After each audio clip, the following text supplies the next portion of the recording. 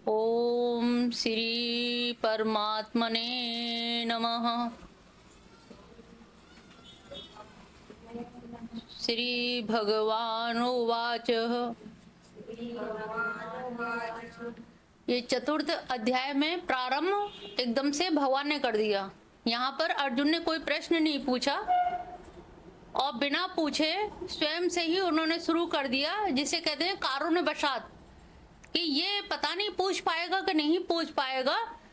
इसके मन में वो जिज्ञासा, वो आतुरता, वो व्याकुलता है, यह है कि नहीं है कर्म के विषय में जानने के, क्योंकि इसका जो मनस है वो वैदिक कर्म कांडों के लवादों से इतना घिरा हुआ है, तो ये उस कागज से बाहर नहीं निकलना चाहता। और जब बाहर नहीं निकलना चाहेगा तो मेरा जो उद्देश्य है धर्म की संस्थापना के लिए, जो भगवान कृष्ण आए हैं वो संस्थापक नहीं बन पाएंगे और ये मदद नहीं करेगा, खड़ा नहीं होगा, गांडीव धारण नहीं करेगा, तो धर्म की स्थापना कैसे होगी।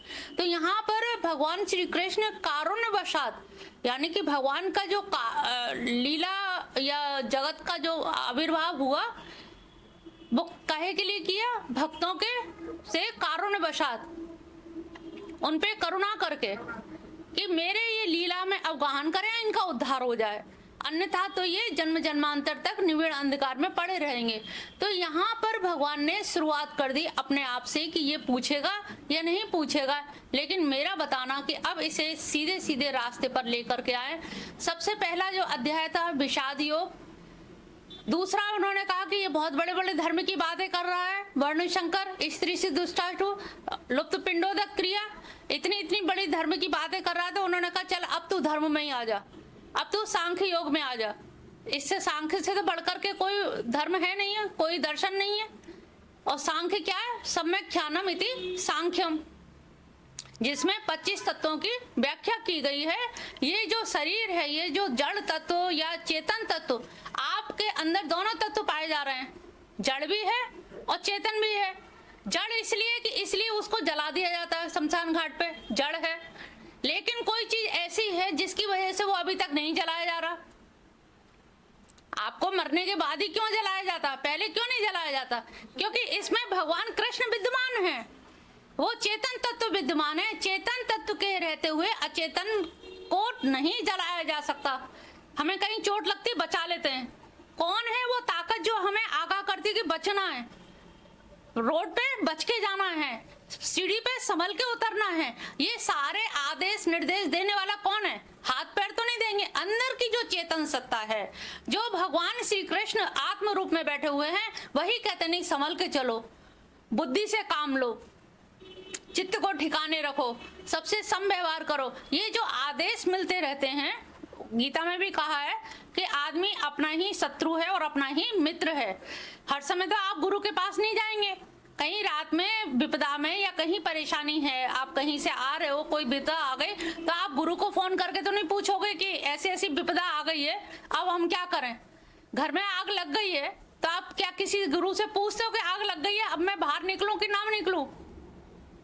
आपका मन कहेगा अरे मूर्ख है ये, तो किसी से कहेंगे वो भी कहेगा कितना मूर्ख है, अरे आग लग गई तो जंप लगाओ, तुरंत भागो।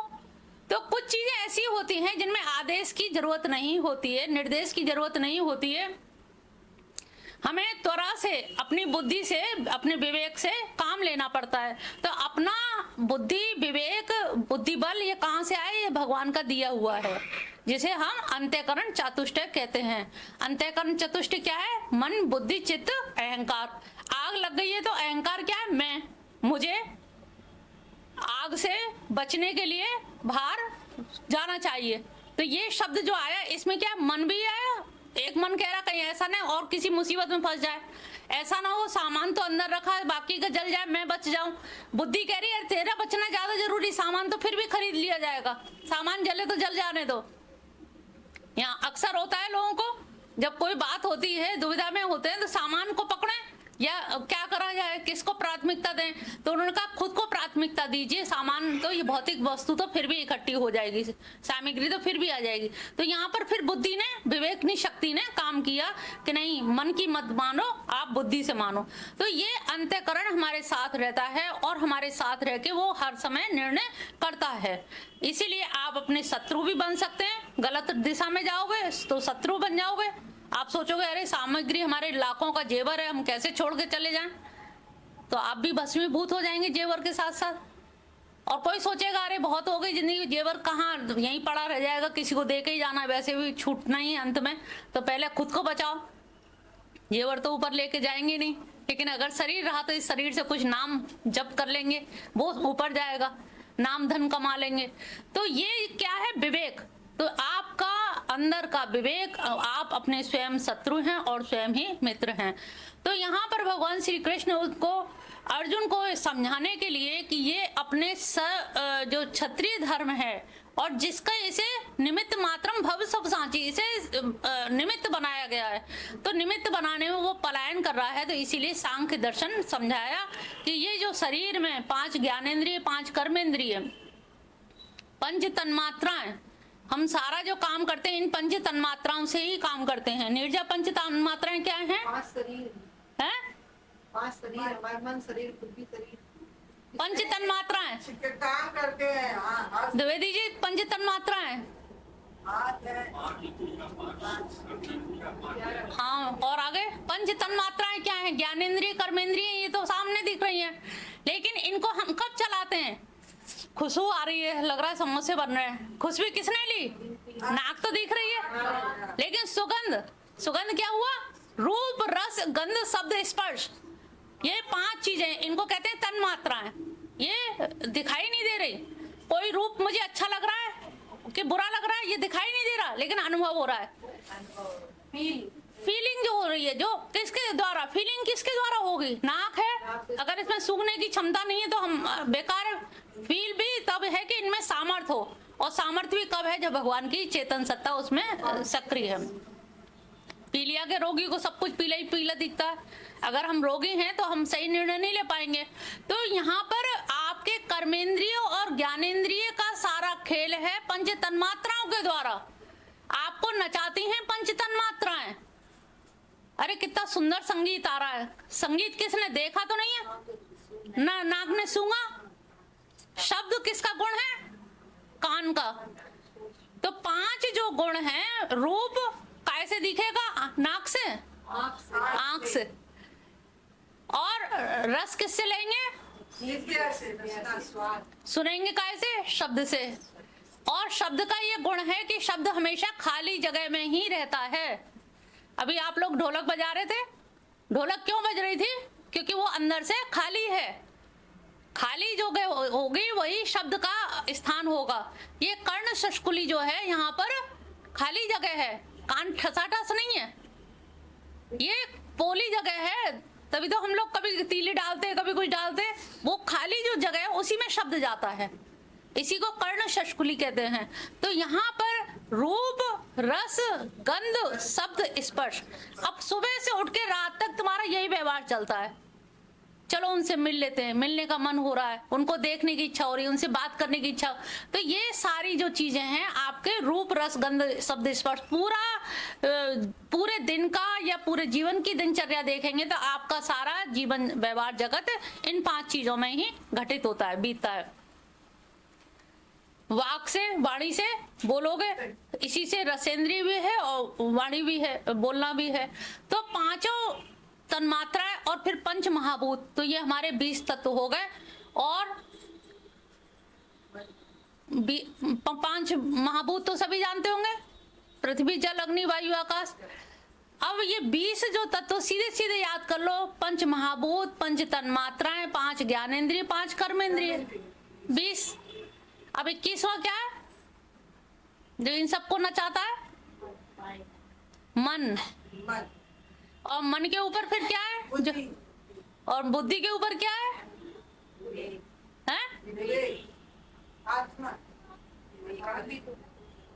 और ऊपर चलिए, मैंने कहा ना 2 चीज है, एक चेतन, एक अचेतन।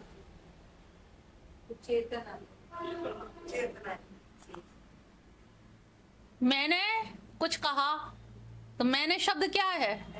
हाँ, अब समझ आया? ये एक क्रम है। अहंकार को मत भूलो, अहंकार के बिना बोध वृत्ति नहीं होगी। मैंने किया, मैंने खाया, मैंने कहा, मैं शब्द पहले आता है। मैंने सुना, मैंने प्रवचन, मैंने सत्संग सुना, मैं मिशन गया। तो ये जो मैं शब्द है, ये व्यवहार जगत के लिए मैं शब्द सबसे पहले है। आत्मा नहीं कहेगी, आत्मा को क्या लेना देना, वो तो निर्विकल्प है, निर्विकार है, तटस्थ है, साक्षी है, दृष्टा है। वो तो आपके किए हुए कर्मों को देख रही है कि आप क्या कर रहे हैं। दो सपर्णा संयुजा सखाया, या ये पूरा जो शरीर है ये एक वृक्ष की भांति है, और वृक्ष में दो डाल हैं, दो डाल में नीचे वाली डाल पे तुम बैठे हो अहंकार सहित, और ऊपरी वाली डाल पर भगवान बैठे हैं, और वो तटस्थ भाव से तुम्हारे किए हुए कर्मों को देखते रहते हैं। आप लोग कहते हो ना कौन भगवान देख रहा है, ये दिमाग से निकाल दो। रात बिरात अंधकार कुछ भी, अकेले हो, कोई देख तो नहीं रहा। भगवान हर जगह देखता है। कितनी बार गुरुओं ने ऐसे शिष्यों की परीक्षा की कि ये लकड़ी एकांत में तोड़ के ले आना, जरा दो टुकड़े कर लाना। सारे शिष्य गए, फटाक से जाके और करके चले आए। एक शिष्य 2-4 दिन लग गए, लौटा नहीं, और बाद में लकड़ी ऐसी की ऐसी दे दी, गुरुजी मुझे एकांत नहीं मिला।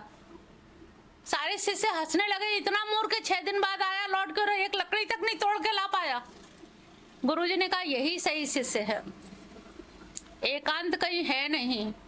वासुदेव सरोमिति, कण में भगवान विराजमान है, तो वो एकांत कहाँ से मिल जाएगा, कैसे वो अकेलापन ढूंढ लेगा कि जहां जाकर ये सोचे कि आप कोई भी नहीं है, मैं अकेला हूं, तो मुझे एकांत नहीं मिला इसलिए मैंने लकड़ी नहीं तोड़ी।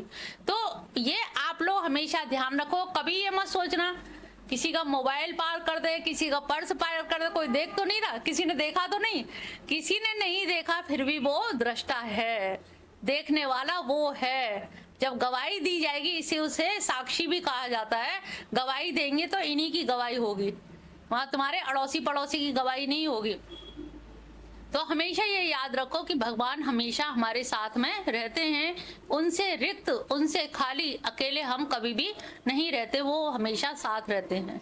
हम निहायत अकेले होंगे तो भी उनका साथ रहेगा, हम सपने भी देख रहे हैं तो भी वो साथ में है, सुसुप्ति में है, जागृत में, जिस भी अवस्था में है वो हमेशा साथ रहते हैं। और जब वो साथ रहते हैं उनके कारण ही अहंकार प्रकाशित होता है। तो जो अहंकार या और बुद्धि, मन, चित्त, ये चारों का अंतःकरण, 5 ज्ञानेंद्रिय, 5 कर्मेंद्रिय, तो ये हमारे कितने हो गए, 24 तत्व हो गए, पंच महाभूत।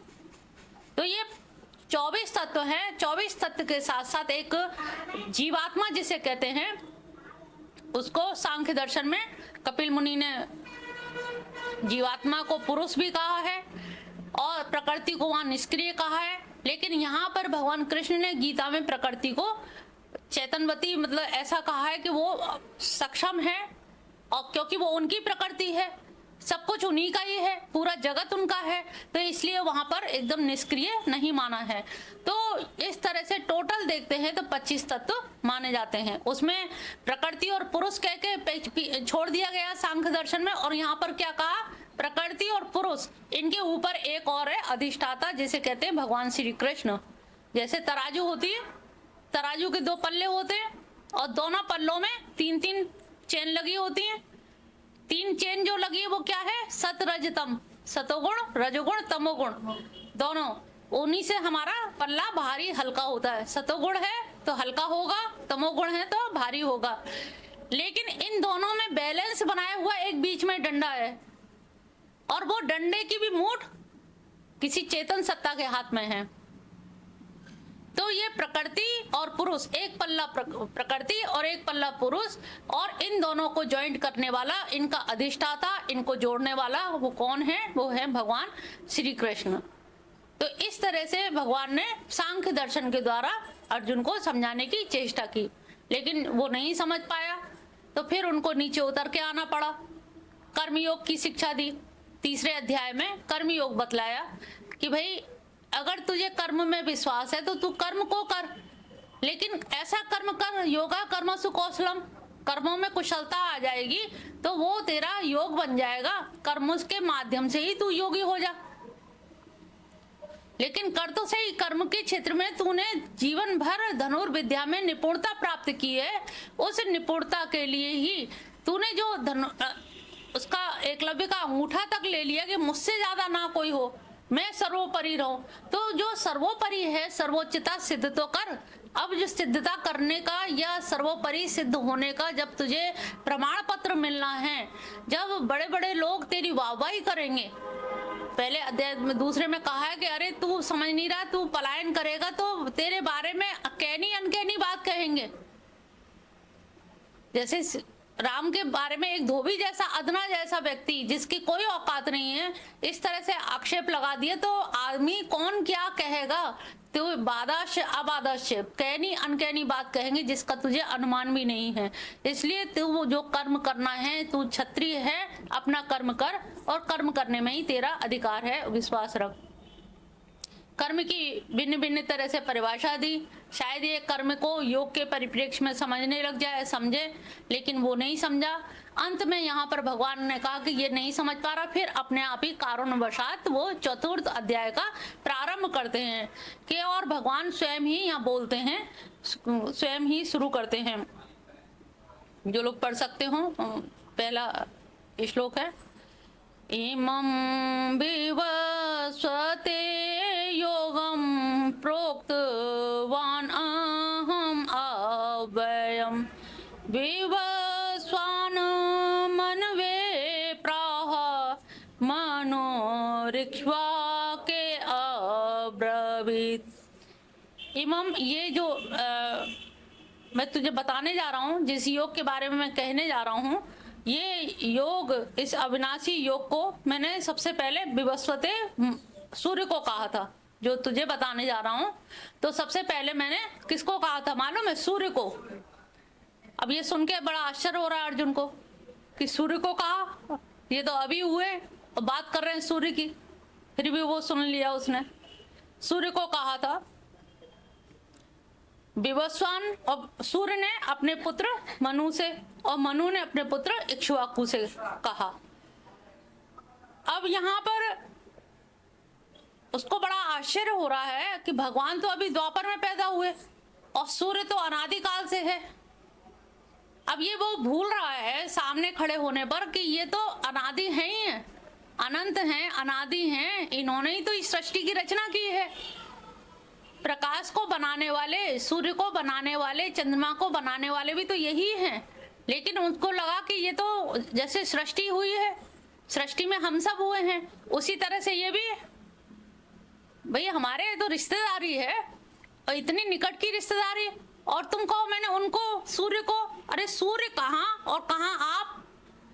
अर्जुन को बड़ी शंका हुई कि मतलब आप तो बहुत ही ज्यादा बड़ी बड़ी बातें फेंक रहे हैं भाई। इतनी बात कहो कि लगती हुई कि बहुत इतनी प्रशंसा भी ना करो कि मतलब गले ना उतर पाए, सहन ना हो पाए। सहन करने योग्य बात बताओ कि मैंने सबसे पहले आदिकाल में उनको दिया था, इनको दिया था, सूर्य को दिया था। समझ में नहीं आ रहा कि सूर्य को कैसे दे दिया। तो उन्होंने समझाया कि देख, सबसे पहले सृष्टि से पूर्व में, क्योंकि प्रकाश क्या है सृष्टि के पूर्व में, भाई अंधकार में तो सृष्टि होगी नहीं, और भगवान कृष्ण को प्रकाश की जरूरत नहीं है, वो तो स्वयं प्रकाश है, और ज्ञान का स्वरूप भी क्या होता है? प्रकाश स्वरूप होता है। तो यहाँ पर सूर्य प्रकाश का द्योतक है, लेकिन और तो उसको सबसे पहले ये ज्ञान दिया गया, और जब सूर्य को ज्ञान दिया गया तब वो सृष्टि में प्रविष्ट हुआ। जैसे होता है ना, घड़ी वाले ने उसमें सेल डाल के चाबी भर के तैयार करके दे दी, अलो अब तुम घर ले जाओ। अब वो चक्र, काल का चक्र चलता रहेगा। तो इसी प्रकार से भगवान ने ऐसे नियम, विधि विधान अनुष्ठित कर दिए इस सृष्टि में कि दिन होगा, दिन के बाद दोपहर हो गई, रात हो गई, शाम हो गई। ये सारे क्रम जो है, कभी देखा सृष्टि ने कभी अपने क्रम बिगाड़े हैं? हम लोग अपना क्रम बिगाड़ देते हैं, लेकिन सृष्टि के जो नियम हैं, प्राकृतिक जो नियम हैं, इन प्राकृतिक नियम को ऋत नियम कहा जाता है। ऋत नियम कभी बिगड़ते नहीं है। सर्दी के बाद सर्दी नहीं आएगी। 6 ऋतुओं का जो क्रम है वो 6 ऋतुएं वैसे ही आएंगी। सुबह सूर्य उदित होगा तो सुबह ही होगा, रात में कभी सूर्य उदित नहीं होगा। तो उन्होंने अपने नियमों को इसमें किस प्रकार से भर दिया है, और वो नियम के तहत ही ये सारा कुछ संचालन हो रहा है। और सबसे पहले अर्जुन मैंने सूर्य को इसीलिए दिया कि इसके प्रकाश में ये जो प्रारंभ होगा इसकी जो जनरेशन यानी कि जो परंपरा प्रारंभ होगी, उस परंपरा से ये ज्ञान सारा का सारा आगे चलता चला जाएगा।